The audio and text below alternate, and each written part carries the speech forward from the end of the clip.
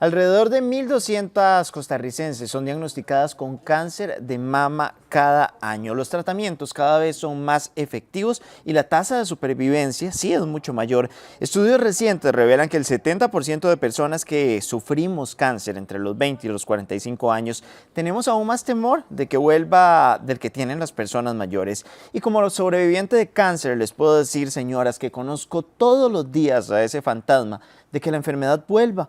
Pero un día dije, hasta aquí, el que lleva el control de mi vida soy yo y así lo predico todos los días. Eso sí, hay que analizar el riesgo en compañía del cirujano oncólogo y oncoplástico también, el médico Mehdi Yodeiri. Doctor, muchísimas gracias, bienvenido a casa. Gracias, Sergio, encantado de estar contigo nuevamente. Doctor, ¿cuánto avanza la medicina para evitar que más mujeres mueran por este tipo de cáncer? Wow, Sergio, qué pregunta más compleja. Mira, no es tanto lo que avance, es en qué etapa encontramos la enfermedad. Por supuesto que tenemos muchísimas herramientas terapéuticas nuevas, tenemos muchas armas con que combatir la enfermedad, pero siempre dependemos de que la paciente llegue en etapas tempranas. Si la paciente sigue llegando tarde, es más difícil, el escenario es más complejo, es mucho más difícil porque obviamente por más herramientas que tú tengas, si la enfermedad sobrepasa ciertos límites, probablemente vas a perder la batalla. En la mayoría de cáncer, cuando está en etapa muy avanzada, es decir, que tiene metástasis, las probabilidades de sobrevivir son muy bajas. En el de mama hay excepciones con las terapias hormonales, con los tratamientos de las las inmunoterapias. ¿Da todavía un poquito más de posibilidades? Sergio, cáncer de mama es de las enfermedades más prevalentes en la humanidad, o sea, es lo que más tenemos hoy en día. Las mujeres sufren desafortunadamente esta enfermedad muy frecuentemente y esa necesidad ha generado una gran curiosidad por descubrir nuevos fármacos, nuevos medicamentos para poder combatir este mal. Por eso es que hemos tenido la aparición de nuevos fármacos, nueva generación de medicamentos en cuanto a quimioterapia, radioterapia, nuevas cirugías, para mejorar la sobrevivencia aún en etapas avanzadas. La metástasis no es sinónimo de muerte, eso también hay que dejarlo muy claro. A veces la gente dice, tengo una metástasis y voy a morir. Sí, claro, lamentablemente la enfermedad se considera en etapa 4, pero hoy en día en cáncer de mama, específicamente hablando de la enfermedad, tiene muy altas probabilidades de poderle dar un seguimiento a largo plazo a muchos pacientes.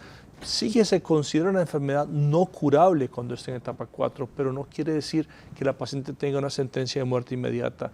Tenemos pacientes que tienen muchísimos años de sobrevivencia con las nuevas terapias antiestrogénicas, inmunoterapia, con quimioterapéuticos de alta calidad. Nuestras radioterapias han evolucionado muchísimo. O sea, hoy le ofrecemos a las pacientes tratamientos mucho más completos por la necesidad misma, como te decía anteriormente, porque cada vez tenemos mujeres más jóvenes que sufren este mal. Muchas veces la mujer se pregunta por qué con una mamografía no basta, por qué se necesita el ultrasonido y las diferentes revisiones médicas. Bien, Sergio, el 90% de las lesiones malignas de mama las vas a encontrar por mamografía. O sea, la mamografía sí tiene esa capacidad de encontrar un gran porcentaje del cáncer de mama. Lamentablemente, no todos los mamógrafos son de alta calidad, eso hay que decirlo. Si el mamógrafo es de baja calidad, si es de esas tecnologías antiguas, es como compararlo con los televisores, un televisor de transistores versus un televisor Full HD hoy en día. O sea, la resolución es diferente. Y si a eso le sumamos que la mitad de la población tiene mamas densas, mamas fibrosas, que la penetrancia de los rayos X es difícil, eso hace que el diagnóstico per se por mamografía no sea sencillo. Y si el mamógrafo es de baja calidad, ahora imagínate sumar una mama densa con mamógrafo de baja calidad, y si todavía quieres sumarle un factor más, que si el radiólogo no tiene experiencia en cáncer de mama, que también es una realidad, no todos los radiólogos tienen expertise en cáncer de mama, esos elementos hacen que los falsos negativos puedan aumentar. O sea, mamografía reportado normal, que no sean normales. Entonces es importante que la mamografía sea de alta calidad, visto por un buen radiólogo, interpretado, ojalá en el mismo momento con ultrasonido para complementarlo y así poder darle a los pacientes un diagnóstico más preciso. Si usted tiene alguna consulta para el médico Mehdi Yodeiri, lo puede hacer a través de nuestro WhatsApp 7008-2378. Doctor, muchas veces la mujer se confía en que hace un año salí bien en todo. ¿Para qué me voy a hacer este año? ¿Cuánto puede avanzar un cáncer en cuestión de un año? ¿A partir de qué edad y con cuánta periodicidad es necesaria esa revisión? Mira, Sergio, muchas pacientes te preguntan eso todos los días, preguntan eso muchísimo. La verdad es, doctor, ¿cada cuánto vengo? ¿Cada cuánto es necesario que me estén revisando? A ver, la gran mayoría de los pacientes, si tienen una mamografía hoy normal, de aquí a un año que nos volvemos a ver, es poco probable que si aparece un cáncer, que puede aparecerlo, porque yo siempre digo a los pacientes, lo que venís a hacer no es una vacunación, venís a hacer una detección temprana. Una buena mamografía, un buen ultrasonido y una revisión senológica hoy normal, de aquí a un año, si aparece un cáncer, la gran probabilidad de que lo encontremos en etapa temprana es altísima. O sea, desde más del 90% de probabilidad de que si aparece una enfermedad, lo encontremos temprano. De hecho, es ahí donde tiene un verdadero valor el autoexamen. O sea, conocer la mama y darle un seguimiento mes a mes y cualquier novedad y cambio que tengamos de esos tejidos, reportárselo al médico y eventualmente vernos antes. Hay un porcentaje muy bajo de cáncer de mama, que son un 5, un 8%, que son biológicamente muy agresivos y que en cuestión de pocos meses nos pueden hasta cobrar la vida. Pero afortunadamente es lo menos frecuente, es lo menos común. La mayoría de los pacientes con cáncer de mama que aparezcan en ese plazo de un año no los van a salir de control porque no van a llegar en etapas avanzadas. Ahora, entremos a esos fantasmas del pasado, porque lo he vivido en carne propia y uno le teme mucho a que el cáncer vuelva después de haber sufrido una enfermedad como esas, porque no lo vamos a negar, las quimioterapias, las cirugías, todo lo marcan a uno como persona y también a una mujer. ¿Cuál es el riesgo de que una persona que haya sufrido cáncer de mama, doctor, pueda volver a tenerlo? Hemos visto múltiples casos y eso alerta. Sí. Hoy nos trae el tema de cáncer de mama y vamos a hablar específicamente de este tema. O sea, el riesgo de recurrencia, o sea, de que la enfermedad pueda volver a aparecer en la mama o afuera de la mama, que es la metástasis, depende estrictamente en la etapa que se encuentra la enfermedad del tipo biológico, o sea, qué tan agresivo sea biológicamente la enfermedad, el tratamiento óptimo que haya recibido la paciente, que haya completado el tratamiento de la paciente, porque muchas veces son tratamientos preventivos, hormonales, que son pastillas que se toman en casa, que si las pacientes no cumplen con el tratamiento, tenemos más riesgo de recurrencia y eso dependemos estrictamente de la voluntad de la paciente que quiera realmente tomarse el medicamento. El riesgo como tal no se puede establecer en forma global, hay que individualizarlo en cada caso. La gente pregunta, doctor, ¿y cuándo va a volver esto? ¿Cuándo va a pasar otra vez? De verdad que son preguntas que no tienen una respuesta tan clara porque no es tan fácil establecer en un solo caso, decir, ok, en 6 meses, un año te va a volver. Porque muchas veces he escuchado comentarios imprudentes de algunos colegas, le dicen a la paciente, en tanto tiempo te vas a morir, en tanto tiempo va a volver la enfermedad. No tenemos la bolita mágica y tampoco somos dioses para poder adivinar esto. Así que lo importante es encontrar la enfermedad a tiempo, darle un tratamiento óptimo. Hay otro factor que no es predecible, Sergio, definitivamente, que es la sensibilidad a los tratamientos. O sea, a veces das un tratamiento y el paciente responde muy bien, a veces das un tratamiento y el paciente no responde. Te tomas una pastilla para el dolor de cabeza, a mí me quita el dolor, a vos no te lo quita. ¿En qué va esto? Es la misma molécula y somos 2 personas iguales. Hay la sensibilidad que tengamos cada uno de nosotros a los fármacos. Y eso no es medible y solo se va viendo a través del tiempo con pasar de los años. Doctor, aquí hay una pregunta de Carol que me parece básica. Las mujeres menores de 40 años no se deben hacer mamografías. ¿Me puede aclarar eso? Le pregunta. Bien, las mujeres menores de 40 años, si no tienen un factor de riesgo establecido, factor de riesgo quiere decir mamá, hermanas, tías, abuelas con cáncer de mama, no es prudente hacerse mamografía. ¿Por qué? No porque sea dañino, porque también eso también hay que olvidarse del tema. Simplemente las mujeres entre más jóvenes son, la mama es más densa, es más fibrosa y la mamografía pierde sensibilidad. Es un estudio que no te va a dar mucha información y no es de gran ayuda. Entonces, esas pacientes que tienen una mama muy densa, si no tienen un factor de riesgo como tal, la mamografía la podemos postergar. Ahora, si el factor de riesgo está o ella tiene una condición en sus mamas, alguna situación que esté presentando, por supuesto que se hace mamografía. Y hoy en día tenemos mamografías diferentes, con mejor resolución. Tenemos mamografías con tomosíntesis, que son reconstrucciones en 3D digitalizados. Hoy en día también tenemos mamografías con medio de contraste, o sea, ponemos medio de contraste y mejoramos la visualización de la mama. E incluso cuando la mama es muy densa y la paciente es de mucho riesgo, a veces hasta preferimos hacer una resonancia magnética, que ahí sí dilucidamos completamente el tejido mamario para que no se nos vaya a pasar ninguna enfermedad por alto. Nos consultan bastante, doctor, sobre esas masitas que salen y que el radiólogo les dice todo está bien, tranquilo. ¿Se pueden dejar esas masitas, por ejemplo, los fibroadenomas, o se deben sacar? Bien, es una excelente pregunta porque 90% de las masas en la mama son benignas, o sea, no son malas, no son cáncer. O sea, los 90% de los tumores que te aparecen en la mama son de morfología benigna, eso sí, requieren de un diagnóstico correcto y certero. Lamentablemente muchas veces se le dice a la paciente, esto es benigno, la paciente se atiende, se va a su casa y resulta que no era benigno. Si el diagnóstico es correcto, es certero y sabemos que efectivamente se trata de un fibroadenoma y ese fibroadenoma no mide más de 3 centímetros, no te está doliendo, no está creciendo rápido, no está generando una deformidad cosmética en la mama, perfectamente se puede vigilar, pero dependemos estrictamente de un diagnóstico correcto. Doctor, aquí hay una pregunta y la voy a relacionar con esta de una señora que nos preguntaba por la medicina natural. Hay tratamientos post-cáncer para evitar que a toda costa vuelva la enfermedad, pero ¿cuánto cuidado hay que tener con esos tratamientos? Porque muchas veces pensamos que lo natural, los estrógenos de la macrobiótica al final son estrógenos, tienen relación con hormonas. Entonces la gente se pone a tomarlos sin pensar en lo que nos pueda pasar, ¿verdad? Mira, yo practico medicina tradicional, evidentemente, pero no dejo de creer también en las técnicas alternativas. Yo siempre digo a los pacientes, todo lo que nos venga a ayudar aquí, bienvenido sea, siempre y cuando usted no me abandone el tratamiento convencional. Los estrógenos que se venden en macrobióticas, que son los fitoestrógenos, que son moléculas que se parecen a los estrógenos, mas no lo son, no tienen aparentemente el efecto nocivo claramente en el cuerpo, porque la molécula de estrógeno proviene del colesterol que solamente lo tenemos los animales, no lo tienen los vegetales. Entonces, los fitoestrógenos que están en las plantas parecen estrógenos, mas no lo son. Controlan ciertas molestias, mas no tienen efectos nocivos, al menos demostrados. Pero yo siempre recomiendo, sobre todo a los pacientes que tienen ese antecedente de cáncer de mama, consulten cualquier fármaco, cualquier sustancia que van a tomar con su médico de confianza en oncología para que les dé una luz a seguir. Hay colegas que definitivamente se cierran a que ninguna cosa natural, yo no tengo ningún problema con eso, yo le digo a los pacientes, si la molécula no me causa problemas y nos va a generar algún beneficio adelante, podemos usarlo, eso sí, de forma muy responsable.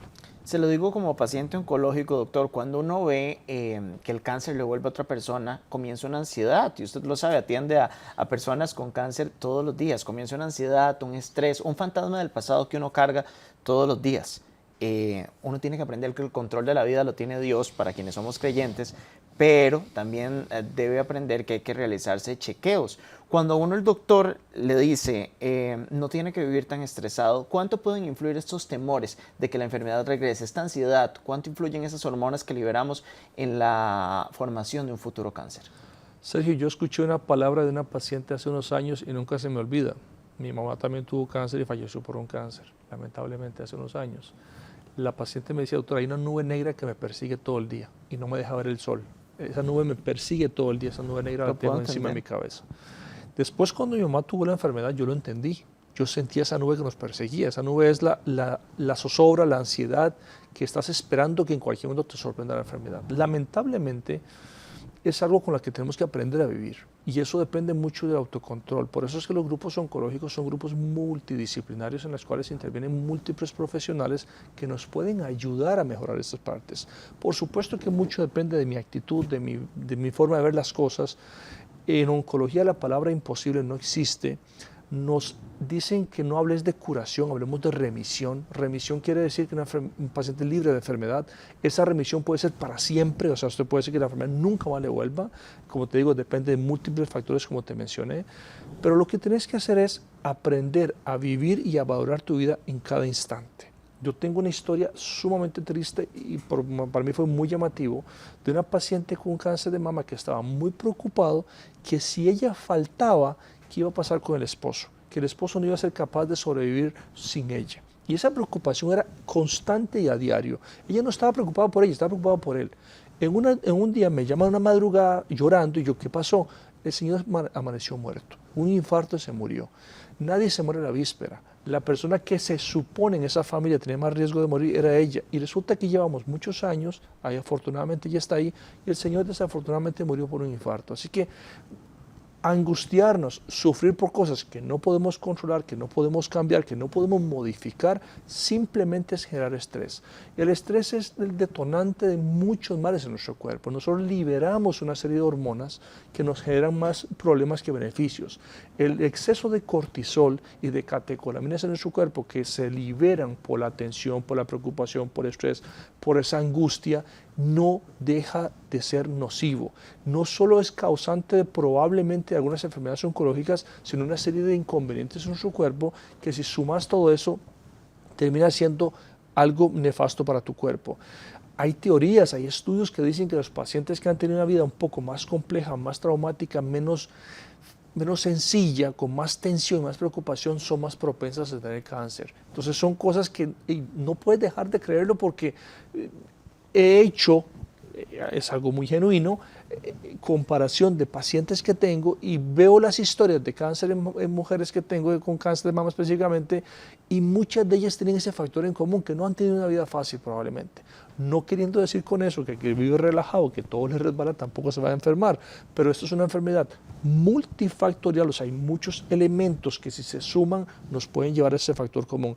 Y si podemos ir restando y quitando elementos que nos puedan liberar de esto, creo que eso que vos decís es importante, tratar de controlarlo. Y si no lo logro controlar, porque a veces no se logra, Sergio, no es fácil, es muy sencillo decirlo, y yo probablemente, mira, esté tranquila, a realmente estar tranquilo, o sea, no es tan sencillo. Y si no lo logras, hay profesionales en los grupos de oncología que nos pueden ayudar en psicología, que nos pueden dar terapias, que nos pueden ayudar. La vivencia de otros pacientes nos puede ayudar siempre y cuando sea bien asesorado para que tengas esa paz que necesitamos. Nadie se va a morir a la víspera. Nadie está diciendo que tener cáncer es morirse. Ya vos lo viviste, Sergio, no tuve que contártelo. En su momento estaba muy asustado. Es normal, probablemente todos nos dicen que tenemos una enfermedad de ese tipo, nos vamos a morir del miedo, pero lo importante es saber que alternativas están, que hoy en día el cáncer en etapas iniciales de cualquier índole que sea, muy probablemente tenga un éxito terapéutico y muy buena sobrevida. Cuando un paciente oncológico siente una pelotita antes de una adenopatía, ¿verdad? O puede ser cualquier cosa, un lipoma, la adenopatía, expliquémoslo como un gangliecito inflamado que se da, inmediatamente lo relaciona con cáncer, porque es el temor que queda después de sufrir una enfermedad. ¿Hasta dónde se relaciona una inflamación de un ganglio con cáncer? Porque puede ser hasta una gripe. Mira, los ganglios son nuestros mejores amigos y nuestros peores enemigos. Esos nos juegan una mala pasada cada rato en oncología. Los ganglios linfáticos pertenecen al sistema inmunológico de nuestro cuerpo. O sea, cualquier proceso inmunológico, viral, bacteriano, inflamatorio, irritativo, nos puede irritar y causar inflamación de los ganglios. En los contextos de los pacientes con antecedentes de cáncer, sobre todo algunos cánceres que se diseminan, o sea, que se esparcen por vía linfática, eso siempre genera una alerta en los pacientes. ¿Qué es lo que les digo a esos pacientes? Si usted tiene un antecedente oncológico y siente un ganglio, siente un bulto en el cuello, en la axila, en las ingles, mejor consulte. No se automedique, no dé por sentado de que eso no es nada malo. Por supuesto que si tuviste cáncer, te da gripe, tenés los ganglios del cuello inflamado, no vas a pensar que es cáncer.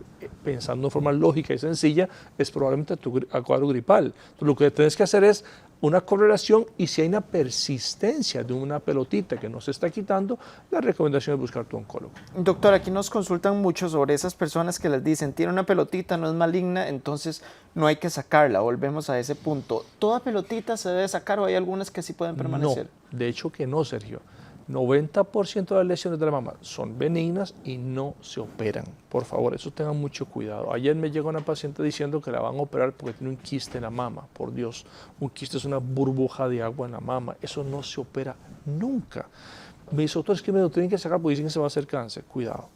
Lamentablemente, y lo voy a decir porque no tengo reparo en decirlo, esto se ha convertido lamentablemente en negocio para algunos. Claro. O sea, lamentablemente, y eso es así, la salud se ha convertido también en gran negocio, y como hay gente, la mayoría por dicha, gente responsable y éticos, hay gente que está haciendo cosas indebidas. Entonces, mi recomendación es, antes de tomar una decisión, busque una segunda opinión, busque un experto reconocido, busque un experto acreditado, especializado en tu campo.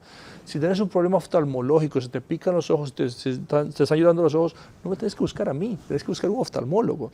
Y lamentablemente, a veces hacemos cosas indebidas caemos en manos incorrectas y nos someten a procedimientos que son indebidos y no adecuados. Entonces, las lesiones benignas de la mama, siempre y cuando estemos seguros que son benignas, prácticamente nunca hay que sacarlas, al menos que tengan un comportamiento que se salga de la normalidad. ¿Cuánto avanzan los exámenes post-cáncer para determinar que una persona pueda sufrir de la enfermedad? Hablemos del PET-CT, de las tomografías que logran ver a través de la medicina metabólica si puede suceder. ¿Hasta dónde hay precisión en esos casos? Mucho, mucho, Sergio. Hoy en día hemos avanzado muchísimo y en Costa Rica afortunadamente ya tenemos disponible toda esa serie de estudios.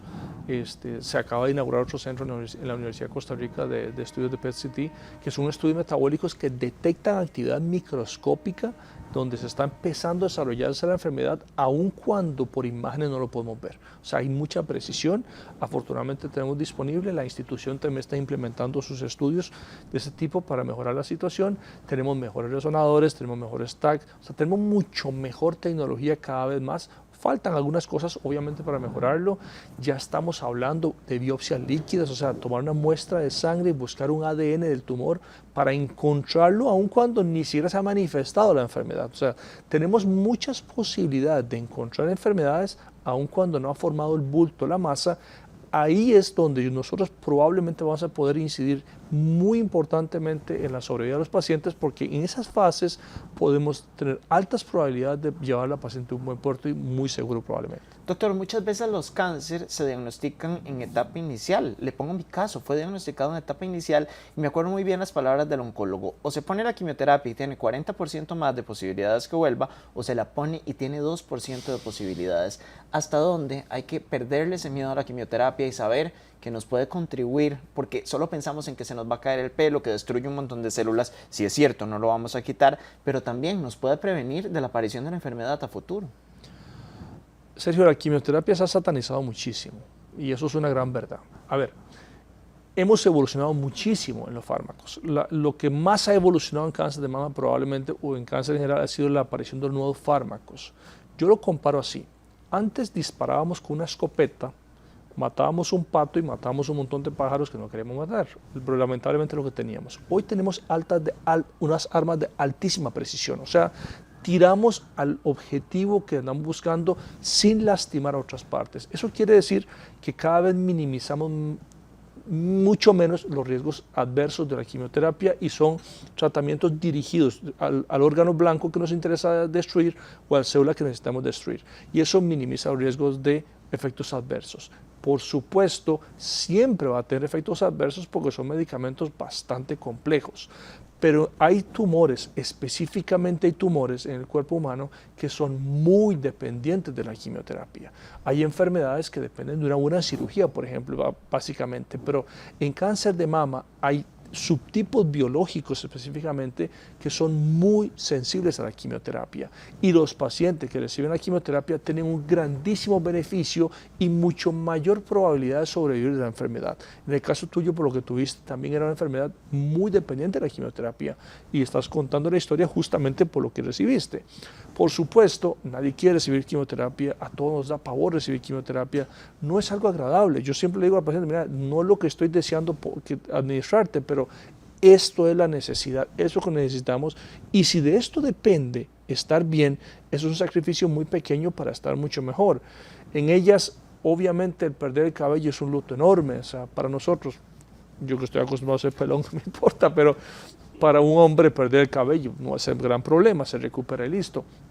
Para ellas es un gran duelo. Pero yo siempre les digo lo mismo, es un sacrificio de un par de meses para un gran beneficio que es tu vida. O sea, tu vida no tiene precio. Si hay que sacrificar el cabello un par de meses, por Dios, yo no tengo problema en hacerlo. No tendría problema en hacerlo.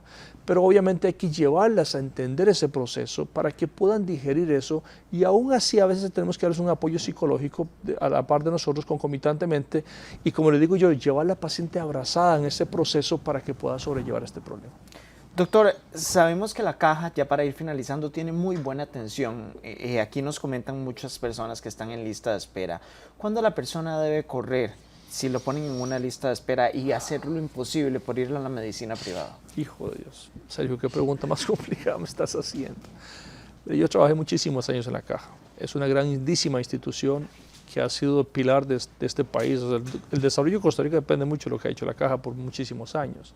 Lamentablemente, como cualquier sistema público, tiene sus limitantes, tiene sus problemáticas y tiene sus situaciones que no podemos resolver. Lamentablemente, el cáncer es una enfermedad que no espera, es una enfermedad que no te va a dar tregua, o sea, te va a dar un chance, pero no puedes esperar en forma indefinida.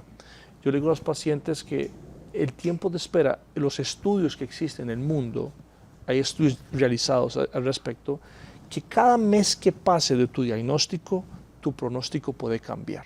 ¿Por qué? Porque el cáncer va a avanzar, va a seguir creciendo. Ahora, hay cánceres como cáncer de tiroides, por ejemplo, que crece muy lentamente, que nos da chance de esperar unos meses sin que pase mayor cosa. Hay cánceres como un cáncer de páncreas, un cáncer del hígado, o algunos subtipos de un cáncer de vesícula, o un cáncer de mama triple negativo o HER2 positivo, que son subtipos muy agresivos, que si les das esa chance de avanzar, en poco tiempo te van a hacer mucho daño.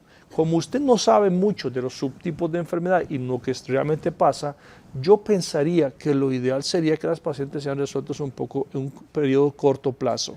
El paciente oncológico no tiene tiempo indefinido de espera, eso es lo que tenemos que entender. Por eso es que las políticas del país tienen que ir muy dirigidas hacia eso, porque es una gran necesidad en este momento. ¿Cómo y cuándo? Ya usted definirá de acuerdo a lo que usted considere. Lo que a mí me representa en este momento, que estoy fuera de la institución, es decir, los pacientes, si realmente se está saliendo del tiempo de espera, intente conversar con su médico oncólogo. Yo sé que es muy difícil porque tampoco a veces depende de uno, pero tratar de mover un poco más lo que sea necesario para que su problemática sea resuelta no en un periodo largo plazo. Doctor Mehdi Yodeiri, muchísimas gracias, bienvenido a su casa, espero tenerlo muchas veces acá. Aquí estaremos con todos sus consejos como médico, el excelente médico que es. Muchas gracias, Sergio, encantado de verte. Un placer. Que estés muy bien, cuídate. Continuamos con más, mi querida Fabiola R, adelante.